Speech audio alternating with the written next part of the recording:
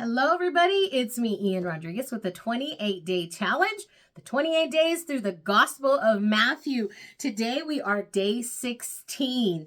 Where we left off yesterday, we saw Jesus continuing on performing his miracles, healing people, and then also feeding people. And so today, we're going to see some of the challenges that Jesus faced as he was continuing to meet the needs of the people. Some Pharisees and Sadducees were on him again, pressing him to prove himself to them. They were so miracle hungry, and they were just always trying to get him in a trap. He told them, "You have a saying that goes, red sky at night, sailors delight. Red sky in the morning, sailors take warning. You'll find it easy enough to forecast the weather, but you can't read the signs of the time." So he says, you've got this little way that you can tell whether or not you should go out to sea or not, but you cannot discern the time that we're living in. Wow. An evil and wanton generation is always wanting signs and wonders. And the only sign you'll get is the Jonah sign. And then he turned on his heel and walked away. Now, he has said this before. What's the Jonah sign, right? That he would go away for 3 days and then they would see him again. Just like with Jonah, he ended up in the belly of the fish for what? 3 days and 3 nights. He was there till he was vomited up on the shore. And so he's saying that's the only sign that you're going to get. Have you seen that sign yet? No? Well, then that's all you're going to get. So await that only. He says, on their way to the other side of the lake, the disciples discovered they had forgotten to bring along bread. In the meantime, Jesus said to them, keep a sharp out for Pharisee, Sadducee yeast. He's about to explain what that is. Thinking he was scolding them for forgetting bread, they discussed in whispers what to do. Jesus knew what they were doing and said, why all these worried whispers about forgetting the bread? Runt believers, haven't you caught on yet? Don't you remember the 5 loaves of bread and the 5,000 people and how many baskets of fragments you picked up? Or the 7 loaves that fed the 4,000 and how many baskets of leftovers you collected? Haven't you realized yet that bread isn't the problem? Oh my gosh, Jesus. He's like, I'm not talking about bread here. If we needed bread, I could multiply that sucker in no time and we'll be eating, okay? He says, I'm not talking about that. I'm talking about something spiritual here, that you need spiritual eyes to see. He says, and by now you should be able to see and discern and have wisdom, way more wisdom than all these questions and all this worry that you have. Haven't you already seen me provide? Haven't you already seen me heal? So problem is yeast. Pharisee, Sadducee yeast or leaven. Says, then they got it. He wasn't talking about eating, but teaching. Wow. The Pharisee, Sadducee kind of teaching. So he's talking about the false teaching that the Pharisees and Sadducees were doing that corrupts everything, that rises it makes itself bigger in everything. He's like, no, the false teaching may start out like a little bit of yeast, but then all of a sudden it begins to grow because that's what yeast does. And so it begins to take over. And that's kind of what has happened in this generation that he enters into. Is he's seen that they are everywhere. They have all their religious society there. They are bound by rituals and religion and this religious spirit and principality that is over them, and it's corrupting and contaminating everything. He's like, that's what I'm trying to tell you. So listen to me as I teach, Jesus is saying, and you'll receive correct teaching. You'll receive correct insight from heaven, and I will download those things to you. So don't listen to them. Don't be preoccupied with what they're saying about me. None of that's going to matter in the end. Son of man, son of God.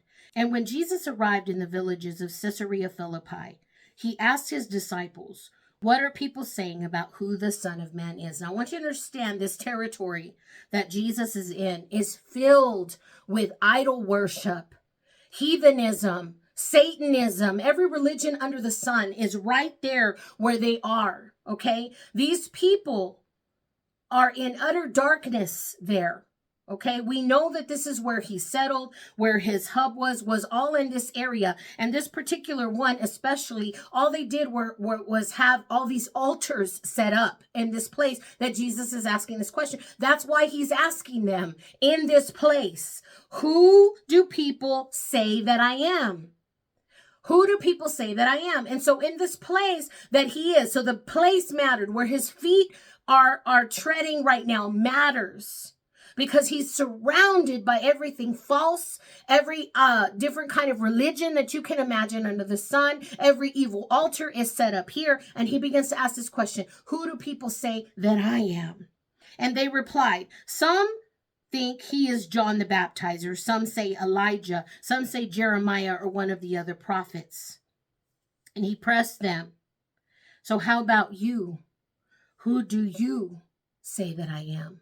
So first he asks, who do people say that I am? And they start to tell him, oh, they think you're just somebody reincarnated, right? You're either John the Baptist, some say you're Elijah because they know Elijah never died. He was caught up in the whirlwind. Some say Jeremiah, one of the other prophets, reincarnated. They're like, they don't really quite know who you are. They know you're a prophet of God. They know you speak for God, but that's all they know. They're trying to put some kind of label on it that they can understand with their mind, and they're not able to. And then he says, okay, now that you've done life with me, now that you've been here with me all this time, now you tell me, who do you say that I am? And Simon Peter said, you're the Christ, the Messiah, the Son of the living God. Jesus came back.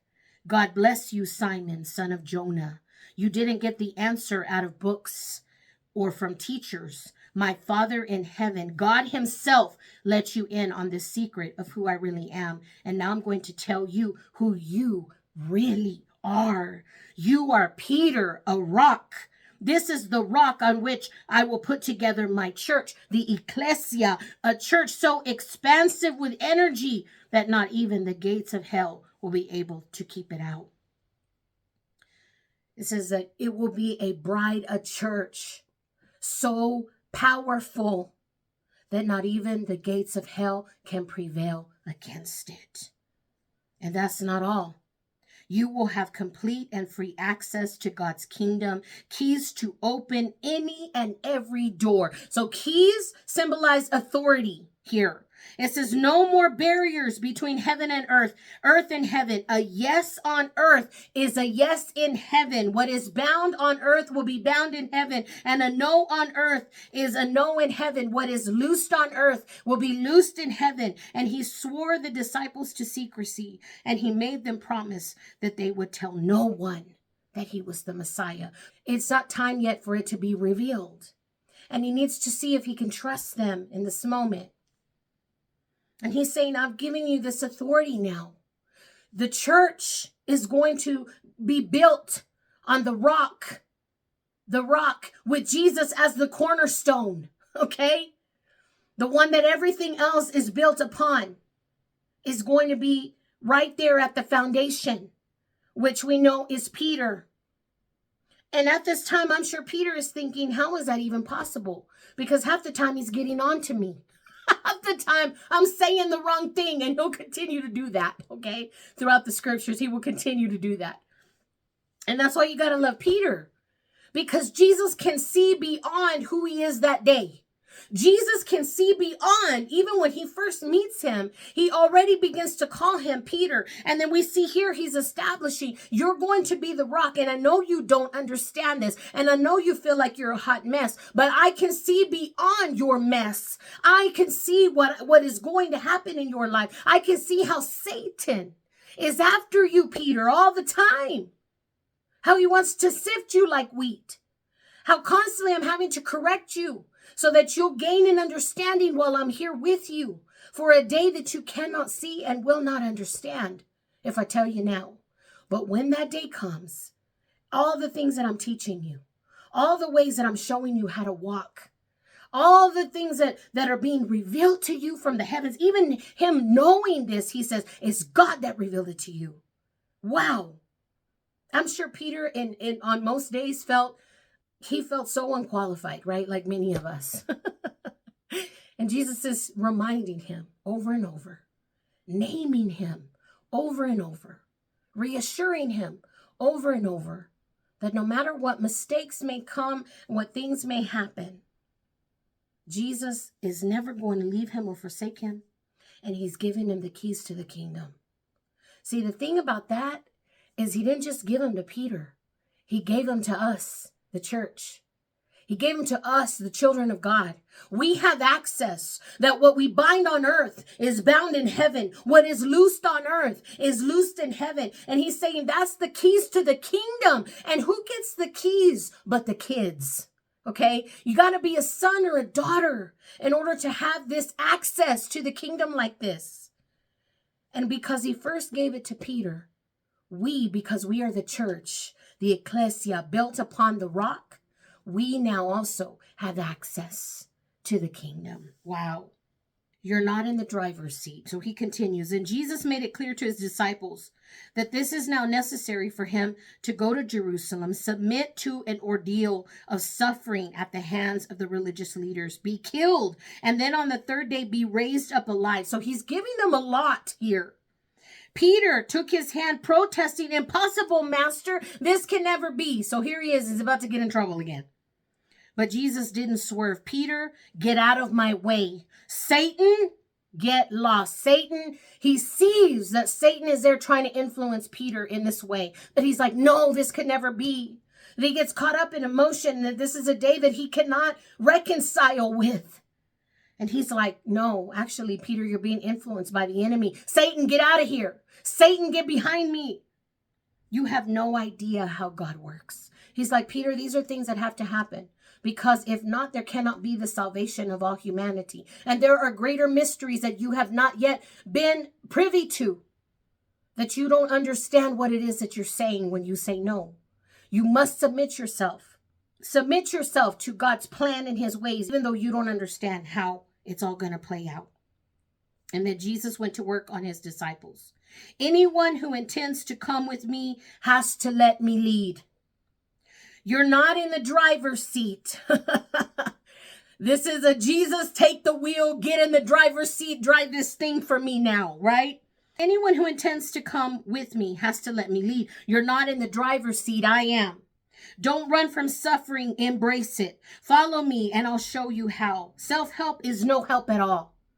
Oh, wow. This is for this generation too. Self-help is no help at all. You need God's help. You need to be submitted to God and his help and his hand upon your life. Many of us, we want to do it in our own strength. We want to self-help our way to the very next thing. And God is saying, no, self-sacrifice is the way, my way to finding yourself, your true self. What kind of deal is it to get everything you want, but lose yourself or lose your life? To get everything that you want in your life and then lose your life? Because you didn't follow Jesus and let him lead? Because you didn't let him have the driver's seat of your life? You got to still be there trying to, mess with the steering wheel. Even though you might be in the passenger seat, you still reach over every now and again and grab a hold of the wheel? He said, that's not going to work. You got to let me drive it. You got to let me lead. And you got to submit to the plan. He says, what could you ever trade your soul for? Powerful. Don't be in such a hurry to go into business for yourself. Before you know it, the Son of Man will arrive with all the splendor of his Father, accompanied by an army of angels. Don't worry about setting up that business and making a lot of money. Because before you know it, he's going to crack the sky and he's going to come for his bride in all his glory, accompanied by the angels.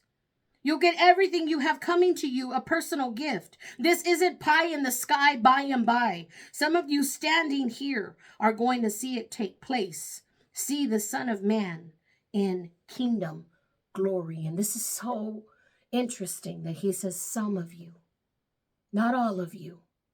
We know for a fact that Judas is with them, and maybe he's confronting the fact that as he can see into the future what Judas will do, and not be able to partake in what he's describing here.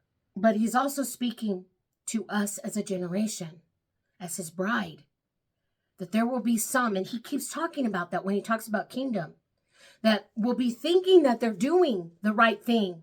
They're healing the sick, they're casting out demons, but they have no relationship with Jesus and he doesn't know them. They're all lip service and pretense. Their heart is far from God. And he's saying that to us today. May we listen today and be the ones who do get to see it, as Jesus said. Be a part of the some, the remnant, the few that get to see it take place. It says some of you standing here will see it take place. See the Son of Man in kingdom glory. Oh, what a day that will be. We'll see you tomorrow, friends. Bye.